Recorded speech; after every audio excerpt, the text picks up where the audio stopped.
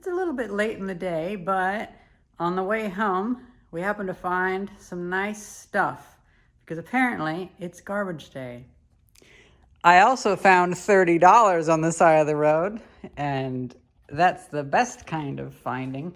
But that wasn't related to garbage day. That was just, once again, somebody just dropped dollars on the side of the road, a 20 and 2 5s, and I've found so much money just walking around out here. It's kind of astonishing. I've also found money in the garbage. People will think it's a receipt and they'll throw out money with a receipt. I found $40 that way.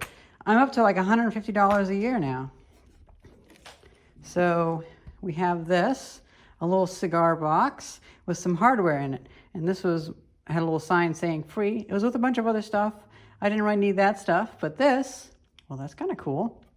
I feel like we should take this and I can take that hardware and I have a little box just for brackets and screws. In fact, it says brackets on it. And it's funny, I haven't seen this stuff. I guess we call it chicken wire, not really sure, but it's really thick stuff. I've seen this stuff all growing up, but I haven't seen it in several years. I happen to be telling my best friend Theis about how my great-grandfather had some of that thicker square chicken wire, and he made one hell of a fly swatter. You could kill a rat with that thing. And lo and behold, a day later, disappears. So I think that's the universe telling me I need to make one of those big fly swatters that you can just kill a deer with. Okay, it's for like bumblebees and stuff, or carpenter bees. I saw this and I thought, you know what? I shouldn't pass up all the lumber. I should get at least one board. And I'm glad I did. It's a nice rounded piece. Then lastly, we have this. Now, I'm always a fan of circuits and circuit breakers and all that. It's a General Electric. I have never seen colored circuit breakers, and also the wire can be useful. This was actually way over in Conshohocken. We happened to be visiting family over there, and they must have been renovating an apartment. So, for this, a number of my new friends in the area have actually kind of come together, and they've been giving me, they know that I like old lighting technology and old fixtures and stuff. They've been giving me stuff from their old buildings, like that lamp. Now that's just 1980s, but still, it's a piece of history. That was on a big building that was pretty prominent for many years. And I have other ceramic light fixtures, and I have the doorbell from a famous building. I want to make a kind of an interesting little display at our apartment where it's a little bit active, like maybe whenever you press a button, it spins a motor. Probably not 120 volts, probably like 12 volts, but it might run LED lamps or something. Well, I don't need this box. And this box could maybe make a nice little first aid kit box I could have on the wall in the workshop. Or I could just scrap it. But this, well, that would look really neat as part of a display, because then I could also have all the history of the various electrical outlet types and stuff. Especially if I got some from like Australia or Germany, some of the other more difficult to get types of fuse boxes and things like that. All right, let's see. How hard will it be to remove this? Oh, and I also want to mention that I already have a use for this. I can't remember if I said it or not, but this is now going to be no longer bits and pieces. This is going to be for all of my little tools and drill bits and stuff for maintaining my 3D printers. You know, whenever I have to unclog a nozzle, I have a little drill bit that I just insert by hand to pull plastic out and stuff like that. This is going to be perfect for that, because at the moment I just have all those little tools in a Ziploc bag. It'd be nice to have it in this. So this already has a use. These things, well, I love things in the original packaging. And if I ever open up a hardware store, it'd be so nice to have all this old stuff in there. And then the rest of this can get put into the relevant container. In fact, I'll do that now.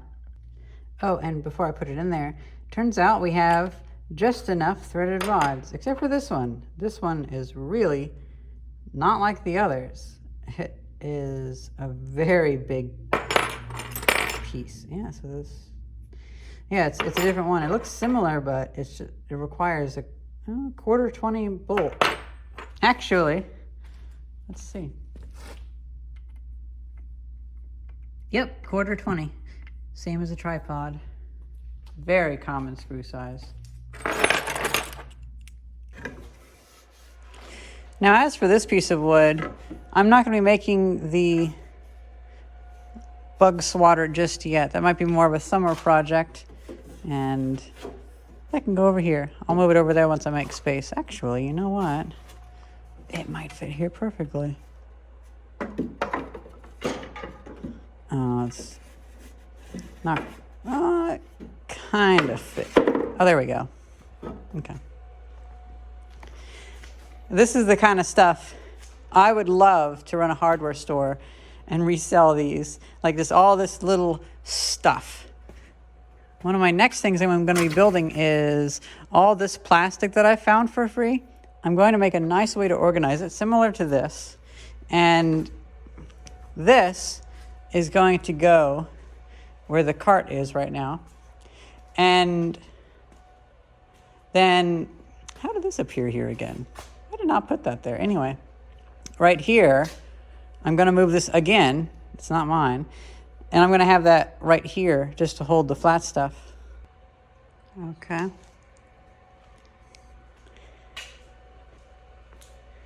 All right. Now to take this apart. And I might just end up pitching this. I don't know. I could see myself just keeping the front panel and hanging them up on the wall. I collect panels like these, so it still does. It appeals to me. I just don't necessarily need the box. I see down here, installed May 1979. That's kind of cool.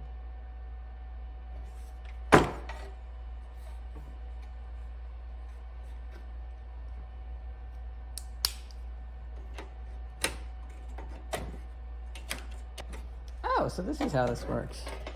These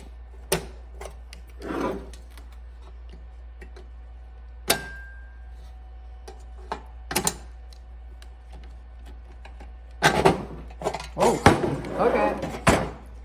Well, that's abrupt.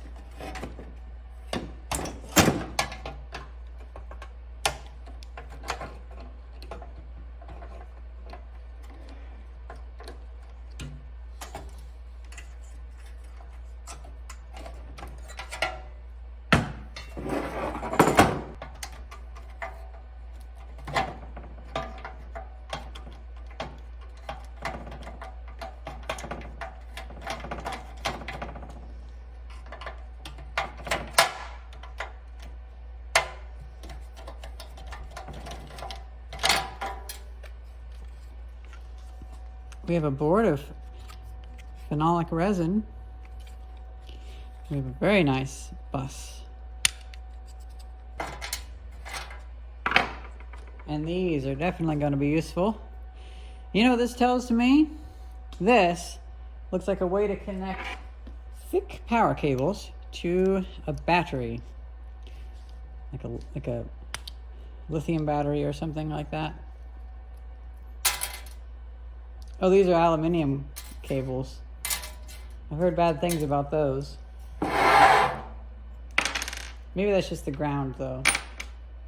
I like these. These are cool.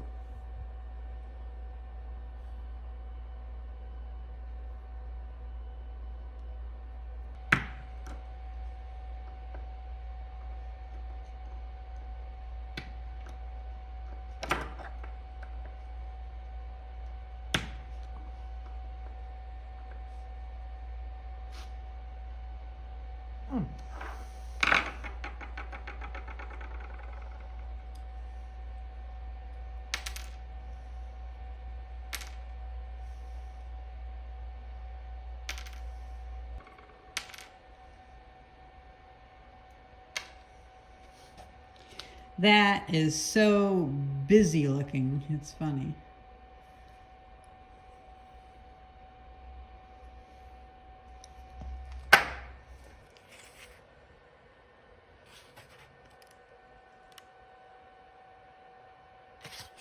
This panel is pretty common. This is a run-of-the-mill panel. I've had quite a few of these since I was a kid. I say that like it's a toy, but to me it kind of was. And so here's what's going to happen. I'll keep it around for a little bit, and I very well might cut it up with the angle grinder and use it for things. I'll cut little pieces off and, you know, doing my blacksmithing type thing where I make little brackets or L brackets out of it and all sorts of things, and it'll live on in that way. And this one will be the most susceptible to that because this is entirely replaceable. The front panels are interesting because they did slowly change throughout the years. Not a whole lot. So one from the 70s looks a lot like one from the 90s, to be honest. I'm not that obsessed with them. Although one from the 30s, it looks a lot different from one from the 70s. So I usually keep ones from the 1930s. And so this will probably end up getting reused. I might cut it up and use it for various things. Similar to how, oh, do I have it over here? Oh, I don't. Well, here's a picture. I forgot, it's in the other building. Here's a picture of a shovel that I made out of the base of a washing machine. So it's going to be something similar to that. I'll probably find a use for it. And maybe I'll do like when I was a little kid, and I'll punch all these holes out and paint them gold and pretend they're doubloons. That'd be funny. And give them out to kids for the lulz.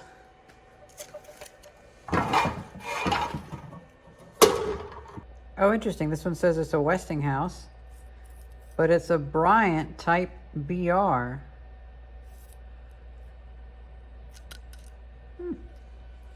I like how easily these come out. This is fun.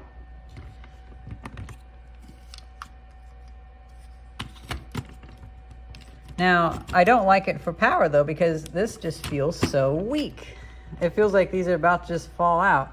A lot of the circuit breaker systems I've seen, and I have quite a few ones where like the push tab ones and stuff, they feel a little sturdier, at least now they do.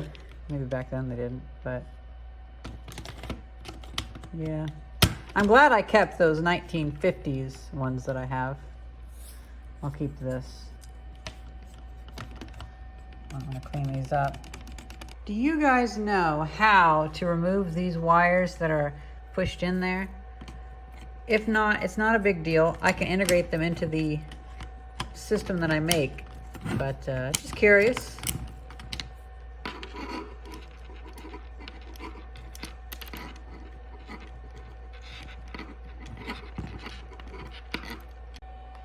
It's pretty cool. I like this. This is cool. Reminds me of an outlet box or fuse box that I got when I was a kid that had the things that you pull out and you put the fuses in. Well, I got a wave of tiredness hit me, and it's 8 o'clock at night, actually 8:30. I feel like that's a good place to call it for here and for me to go home. This is adding to the little pile of electronic stuff, or not electronic, but electrical stuff.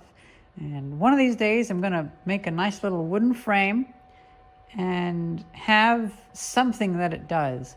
Like maybe you can flip these to turn lights on and off or something like that.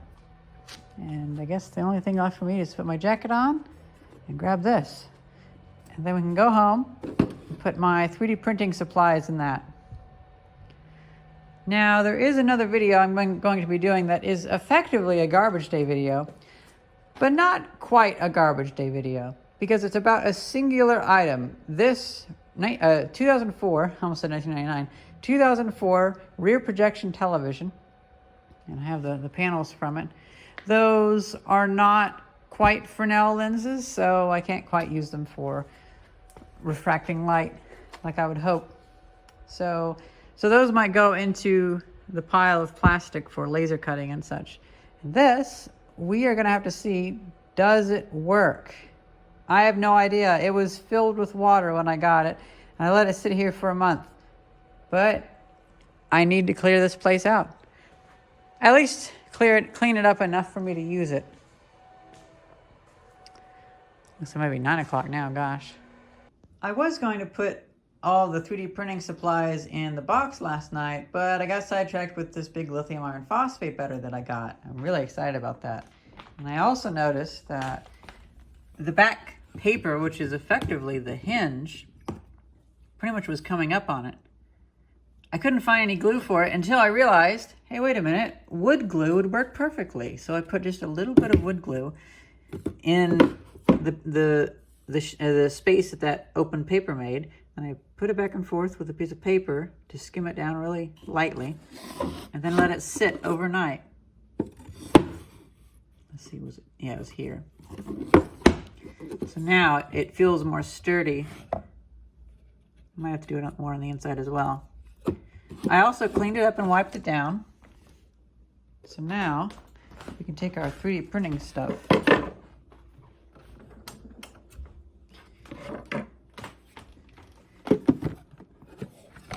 Just to start off, we have Bowden tube slicer, nozzle cleaner, a little scraper that actually ends up scraping up the print bed more than it should. And I should have other stuff. Let's see.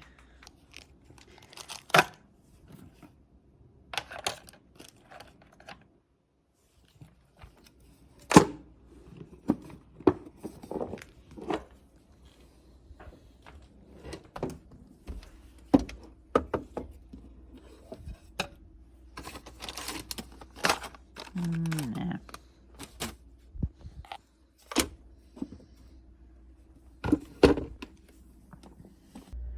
Well, that's pretty much it. I hope you guys enjoyed this garbage day video, and thank you very much for watching. See ya.